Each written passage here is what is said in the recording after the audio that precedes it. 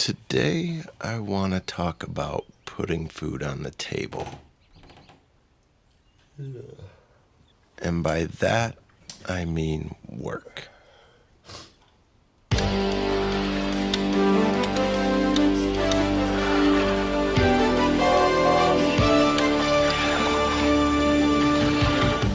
How does work in exile? It puts a roof over our heads, it pays our bills. In that regard, work is a pretty systematic, formulaic pathway to success in the American dream. Work is mostly seen as a way we provide for ourselves.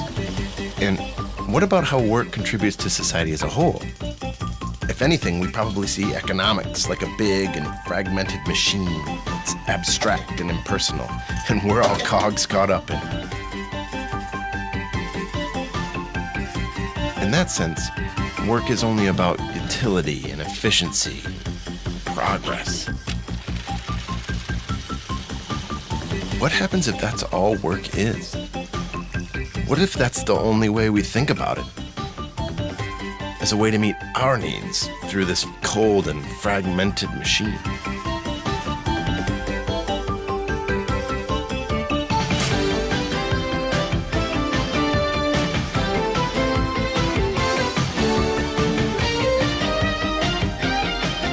So the question is, what's the role of work in God's economy of all things?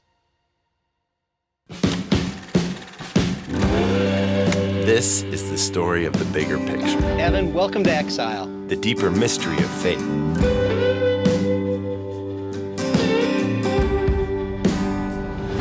This is the story of God's mission in the world and our place in it. I'm Evan.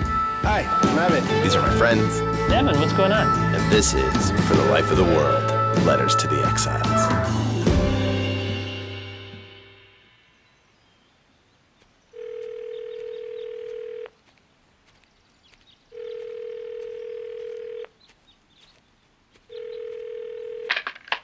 Hello? Dwight, we're talking about work today. Ah, yes. Work. Great. What are you hoping to learn? Well, what is the essence of our work? What is the fruit of our labor? Even more so, what's it all for? Wow. Huh. Those are really big questions. Yeah, so here's your assignment. I want you to find some people that I think are really full of insight. I want you to survey them, but I want you to do it a bit differently. So I put something together that I think will help you get their responses.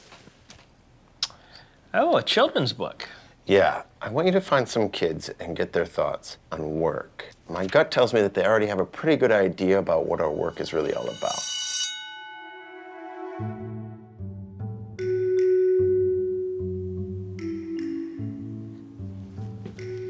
Hey, everybody.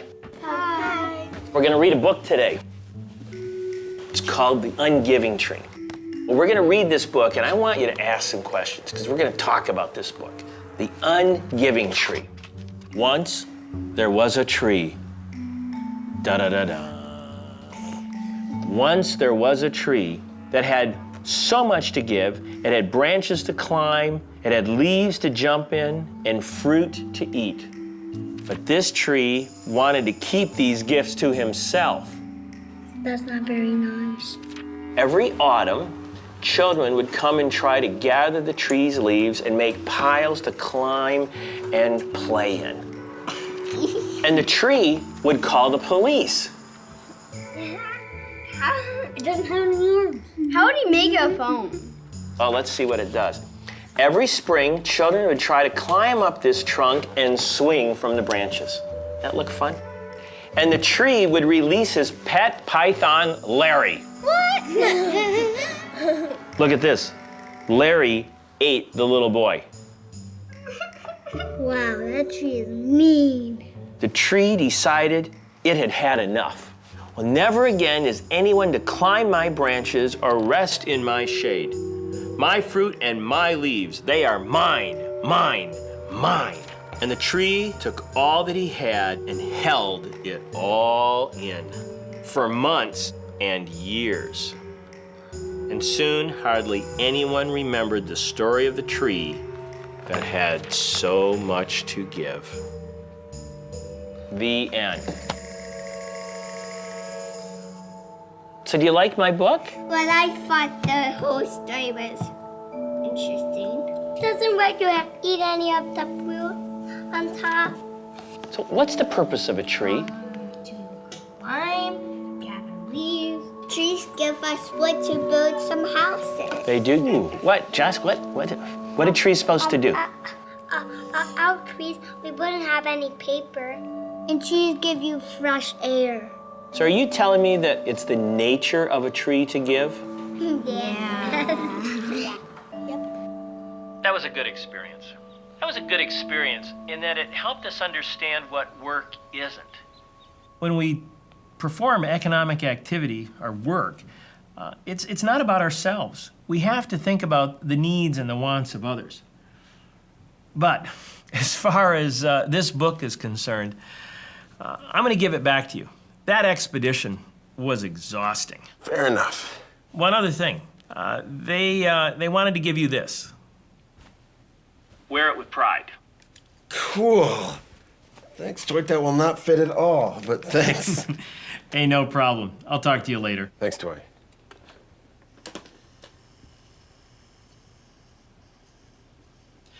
Okay, so now we know what work isn't. It's time to address what work is. Okay, shoot. A lot of times, Evan, we forget that God created us to work. We're meant to make something of the world. That's part of what it means to be in God's image. We're makers.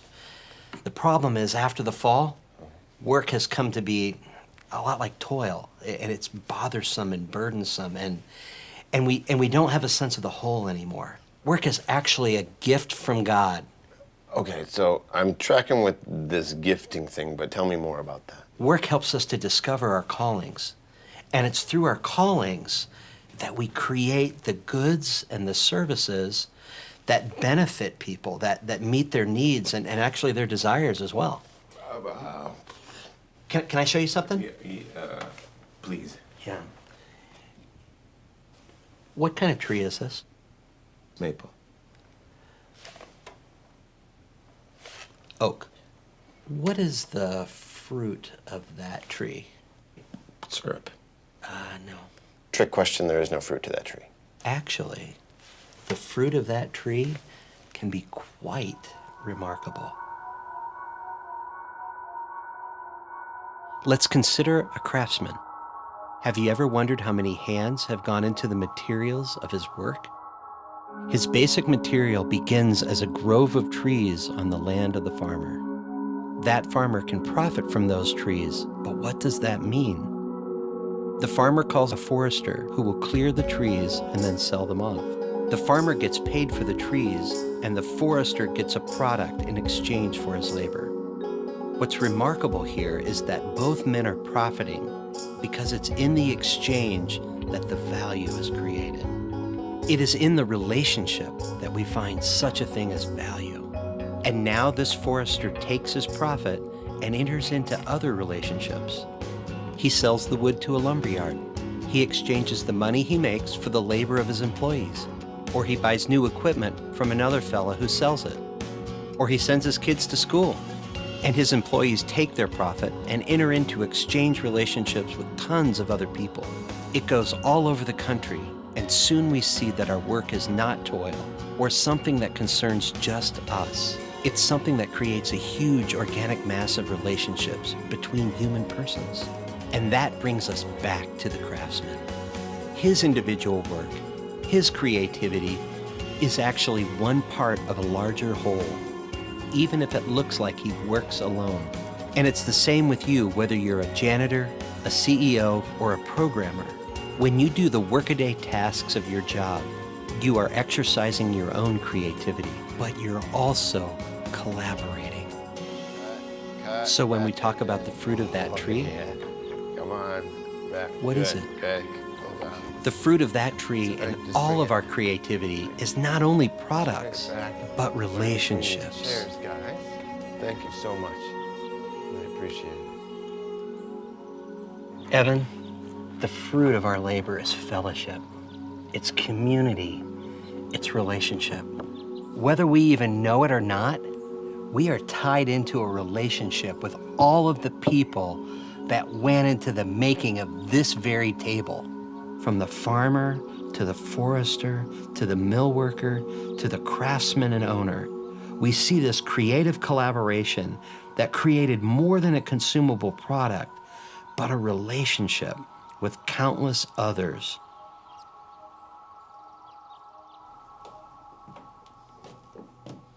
This is the oikonomia of economics, if you want to put it that way. All our work, every product, is a result of a great and mysterious collaboration. Look around you. Every product that you see here is the result of an enormous organic collaboration of individuals. I mean, really, what that is, it's a picture of abundance and harmony. And if you try to control the process, it's like we're trying to control how people offer their gifts to other people. And what we really need to do is to allow people to offer their gifts to one another in free and open exchange so that others can flourish. So, if you put it that way, then, like all of these things that we possess, they all start and stop in relationships with people. So then, Definitely. it's probably important that we pay attention to the collaborations that we're in and seek justice in those areas where there is exploitation. Absolutely. And we bring wisdom and virtue into all of these relationships. Others will benefit from that same wisdom and virtue. That's pretty cool.